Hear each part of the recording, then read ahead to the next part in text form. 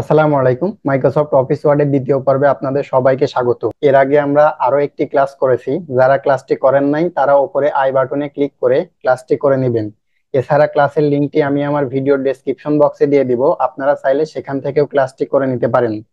আপনারা দেখছেন freelancer Hasanur YouTube channel, আমি হাসানুর রহমান আছি আপনাদের সাথে। তো চলুন আর কথা না বাড়িয়ে শুরু করা যাক।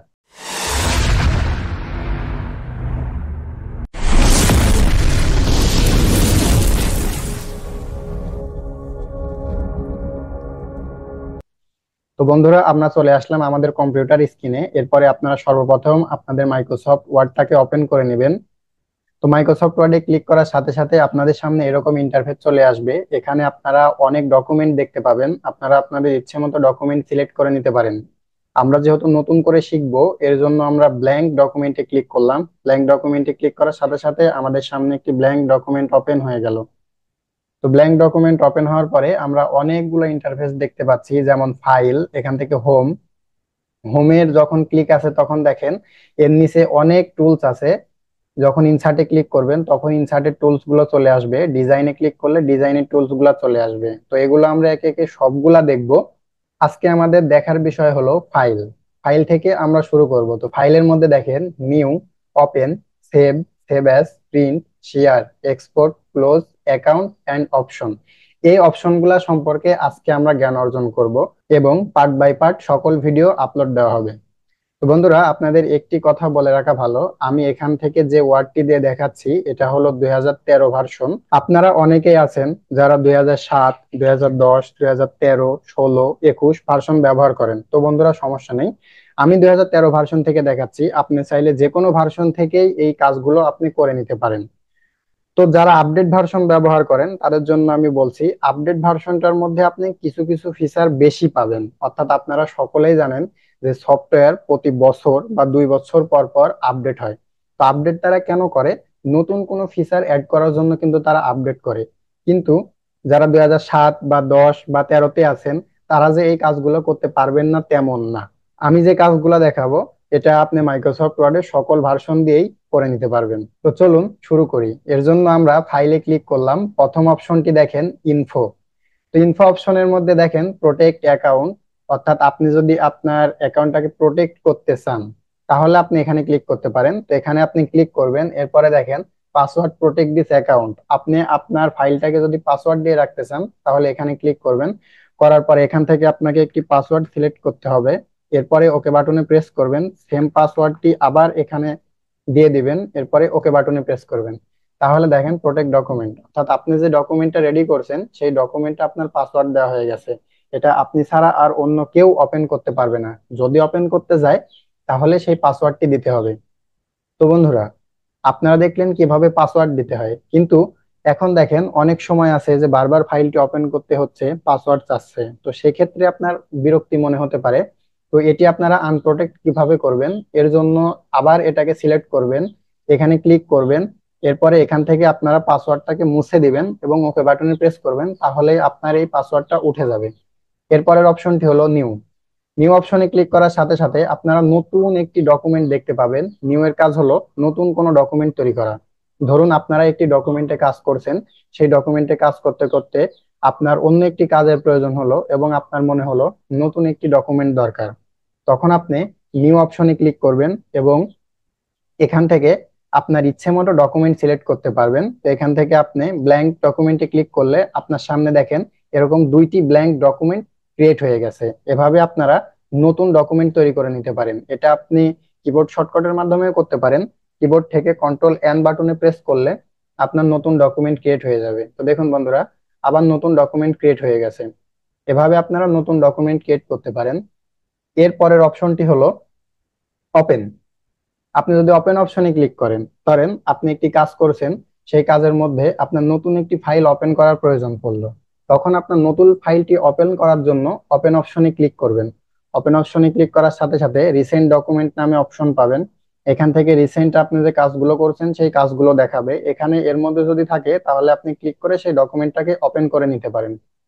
কিন্তু আপনি যদি মনে করেন না আপনার ওয়ান ড্রাইভে আছে, তাহলে এখান থেকে ওয়ান ড্রাইভে ক্লিক করে ওয়ান ড্রাইভ থেকেও কিন্তু আপনি আপনার ডকুমেন্টটাকে ওপেন করে নিতে পারেন। কিন্তু আপনাকে অবশ্যই মনে রাখতে হবে ওয়ান ড্রাইভ দিয়ে কাজ করতে হলে অবশ্যই আপনার ওয়ান ড্রাইভটাকে সাইন ইন করে নিতে হবে। এরপরের অপশনটি কম্পিউটার। তো আপনার ফাইলটি যদি কম্পিউটারে থাকে তাহলেও কিন্তু আপনি ফাইলটি ওপেন করতে পারেন। এর জন্য ব্রাউজ অপশনে ক্লিক করবেন। এরপরে আপনার কম্পিউটারে কোথায় ফাইলটি আছে সেই ফাইলটিকে সিলেক্ট করে দিবেন। এরপরে ওপেন অপশনে ক্লিক করবেন। তাহলে দেখেন আমাদের নতুন একটি ফাইল আমরা ওপেন করে ফেললাম। এরপরের যে অপশনটি আছে সেটা হলো সেভ। সেভ হলো কোনো ডকুমেন্টকে সেভ করা। অর্থাৎ আপনি একটি কষ্ট করে ডকুমেন্ট রেডি করলেন, ধরেন আপনি এই ডকুমেন্টটা অনেক কষ্ট করে টাইপ করলেন, টাইপ করার পরে এখন আপনি চাচ্ছেন এই ডকুমেন্টটাকে আপনি কম্পিউটারে সেভ করবেন। তো সেভ করার জন্য আপনি কি করবেন, এই ফাইল অপশনে ক্লিক করবেন। ফাইল অপশনে ক্লিক করে এখান থেকে সেভ অপশনে ক্লিক করলে এটা আপনার কম্পিউটারে সেভ হয়ে যাবে। এটা আপনি কিবোর্ড শর্টকাটের মাধ্যমে করতে পারেন। কিবোর্ড থেকে কন্ট্রোল এস বাটনে প্রেস করলে আপনার এই ডকুমেন্টটা সেভ হয়ে যাবে। এরপরের অপশনটি হলো সেভ অ্যাজ। তো সেভ অ্যাজে যখন আপনারা ক্লিক করবেন, সেভ অ্যাজ এর কাজ কি? সেভ অ্যাজ এর কাজ হলো কোনো ডকুমেন্টকে নতুন রূপে সেভ করা। ধরেন আপনি গত এক সপ্তাহ আগে একটি ফাইলের কাজ করে রাখছেন, কিন্তু এক সপ্তাহ পরে এসে আপনার মনে হলো যে সেই ফাইলে কিছু অ্যাড করা দরকার, অথবা সেই ফাইলটার ভিতরে কিছু কাট করা দরকার। তখন আপনি আপনার ইচ্ছে মতো সেই ফাইলে কন্টেন্ট অ্যাড করলেন অথবা কন্টেন্ট কাট করলেন। তখন আপনার সেই ফাইলটা আবার নতুন রূপে কিন্তু সেভ করার প্রয়োজন পড়ে। তখন আপনি সেভ অ্যাসে ক্লিক করবেন। এরপরে এখান থেকে কম্পিউটার সিলেক্ট করে ব্রাউজে ক্লিক করবেন। এখান থেকে আপনি আপনার ফাইলের নতুন নাম দিয়ে দিতে পারেন।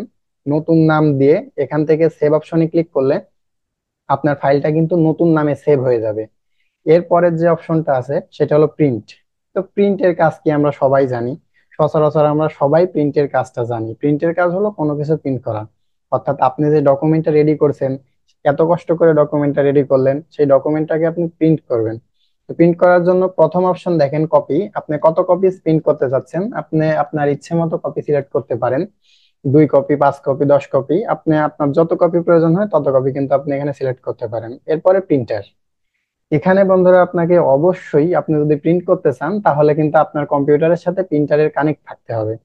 তা যদি না হয় তাহলে কিন্তু আপনারা প্রিন্ট করতে পারবেন না। সর্বপ্রথম এখান থেকে অ্যারো বাটনে ক্লিক করে আপনাদের প্রিন্টারটা সিলেক্ট করে দিতে হবে। তো এখান থেকে আমার কম্পিউটারের সাথে বর্তমানে কোনো প্রিন্টার কানেক্ট নেই, যার জন্য আমি আপনাদের দেখাইতে পারতেছি না। তবে আপনি যখন আপনার কম্পিউটারের সাথে প্রিন্টারটা কালেক্ট করবেন, তখন অ্যারো বাটনে ক্লিক করলে এখান থেকে প্রিন্টারের নামটা শো করবে। সেই নামটা আপনি সিলেক্ট করে দিলেই এখান থেকে আপনি প্রিন্ট দিতে পারবেন। তো এরপরের অপশন হলো সেটিং। এখান থেকে প্রিন্ট অল পেজ, আপনি চাইলে সকল পেজ প্রিন্ট দিতে পারেন। এরপরে প্রিন্ট ওয়ান সাইডেড। অনেক ডকুমেন্টে দেখবেন এক পেজ প্রিন্ট দেওয়া, অর্থাৎ পেজের এক সাইডে প্রিন্ট দেওয়া এবং অপর সাইড ফাঁকা।